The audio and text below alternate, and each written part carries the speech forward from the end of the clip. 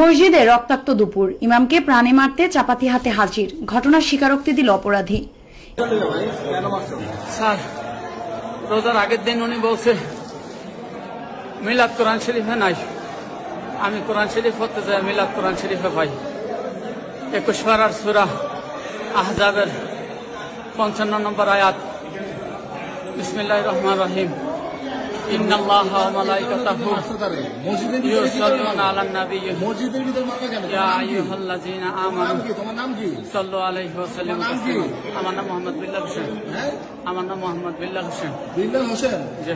বাবার নাম কি? বাবার নাম মোহাম্মদ আয়ুব আলী। আয়ুব আলী। বাড়ি কোথায়?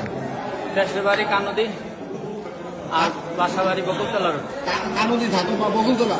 বকুলতলা রোড। আজকে কি মসজিদে নামাজ পড়াইছিলেন? আমি এখনো দোকানদারি করি, কাঁচামাল বিক্রি করি। কোন জায়গায়? এই যে মোল্লাবাড়ি স্কুলের এখানে। তাহলে তারে কেন মারলা তুমি মসজিদের ভিতরে?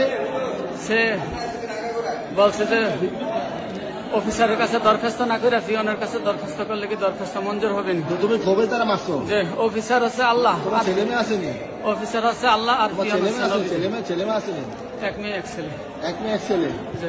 একজন হুজুরের আলেমরা এইভাবে কোবাইলে এটা তুমি স্যার, আমার নবীচের পিয়ন বলছে এটা আমি মানতে পারি না স্যার।